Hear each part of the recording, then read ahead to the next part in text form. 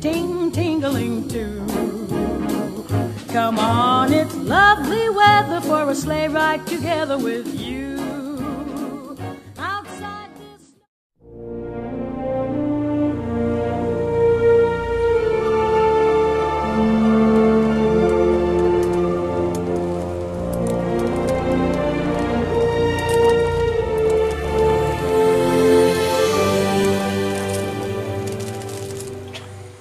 Every Ewok down on the Endor liked Christmas a lot, but the Sith who just lived north of Endor did not. The Sith hated Christmas, the whole Christmas season.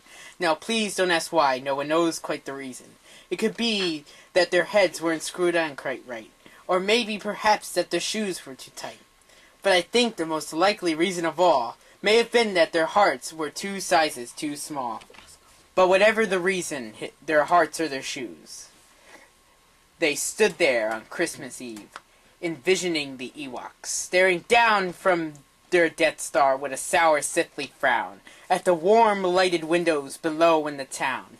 For they knew every Ewok down in Endor beneath was busy now hanging a mistletoe wreath. They're hanging their stockings, He snarled with a sneer.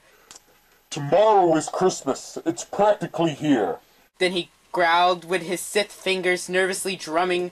I must find a way from Christmas from coming. For tomorrow, he knew, all the Ewok girls and boys would wake up bright and early. They would rush for their toys. And oh, then the noise. The one thing he hated was all the noise. All the Ewoks young and old would sit down to a feast. They feast and they feast. And they feast. They would feast on Ewok pudding and rare Ewok roast beast. It was something Vader couldn't stand in the least. And then they'll do something he liked least of all. Every Ewok down on Endor, the tall and the small, would stand close together with Christmas bells ringing. They'd stand hand in hand and the Ewoks would start singing. They'd sing and they sing and they sing. Dahu Dores, welcome Christmas Day. And the more the Grinch thought of this Ewok Christmas sing, the more Vader Thought I must stop this whole thing. Why, for 53 years I've put up with it now. I must stop this Christmas from coming, but how? Then he got an idea. An awful idea. Vader got a wonderful, awful idea. All I need is a reindeer. Vader looked around. But since reindeer are scarce, there was none to be found. Did that stop the old Sith? No, Vader simply said. If I can't find a reindeer, I'll make one instead. So he called his dog Max. And he took some red thread and he tied a big horn on the top of its head. Then he loaded some bags and some empty old sacks on a ramshackle sleigh and he hitched up old Max. Then Vader said, "Giddy up!" And the sleigh started down to the homes of the Ewoks who lay snoozing in their town. All their windows were dark, quiet snow filled the air. All the Ewoks were all dreaming sweet dreams without care. When he came to the first little house on the square, This is stop number 1. the old Sith claws hissed. He climbed to the roof, empty bags in his fists. He slid down the tree, a rather tight pinch. But if Santa can do it, then so can Vader. He got stuck only once, a moment or two. Then he stuck his head out of the tree trunk, where the little Ewok stockings all hung in a row. These stockings He grinned. are the first things to go. He slithered and slunked with a smile most unpleasant around the whole area, and he took every present. Pop guns and bicycles, roller skates, drums, checkerboards, tricycles, popcorn, and plums.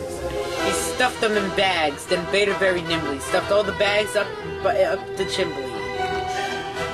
Then he slunk to the icebox, and he took the Ewok's feast. He took the Ewok pudding, he took the roast beast. He cleaned out the icebox as quick as a flash. Why, that Vader even took the last can of Ewok hash. He stuffed the food up the chimney with glee. And now, Grinned Vader. I'll stuff up the tree. And Vader grabbed the tree. He started to shove, and he heard a small sound like the coo of a dove. He turned around fast, and he saw a small Ewok, little Ellie Ewok, who was not more than 2.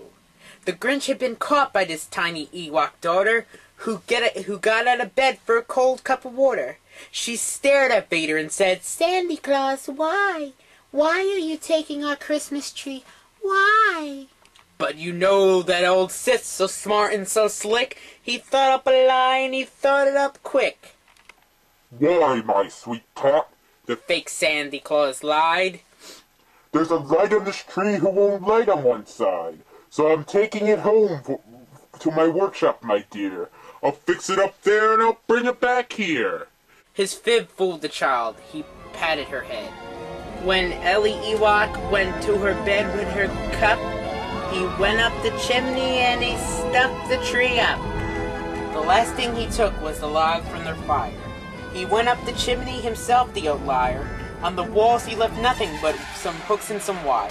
And one speck of food that he left in the house was even too small for a mouse. Then he did the same things to the other Ewoks' houses, leaving crumbs too small for the other Ewok mouses. It was a quarter past dawn, all the Ewoks still in bed, all the Ewoks still asleep.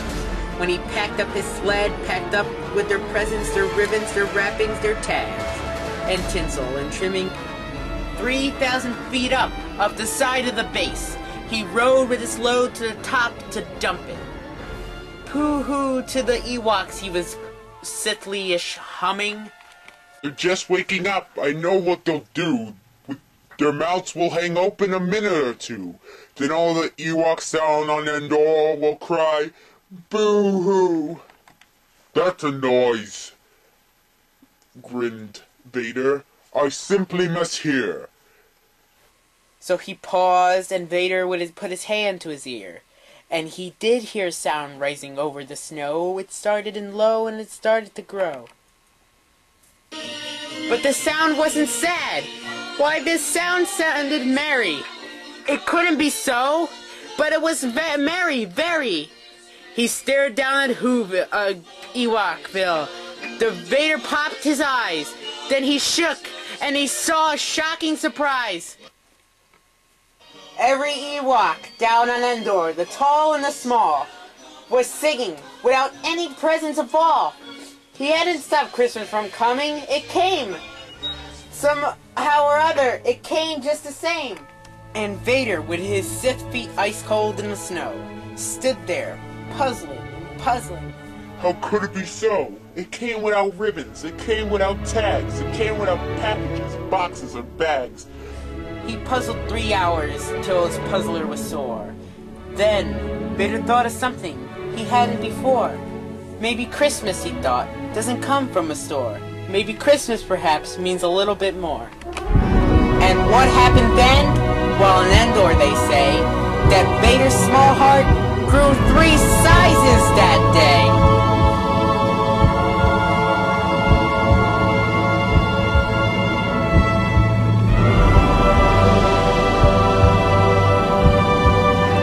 The minute his heart didn't feel quite so tight, he whizzed his load through the bright morning light, and he brought back the toys and the food for the feast. And he himself, Vader, carved the roast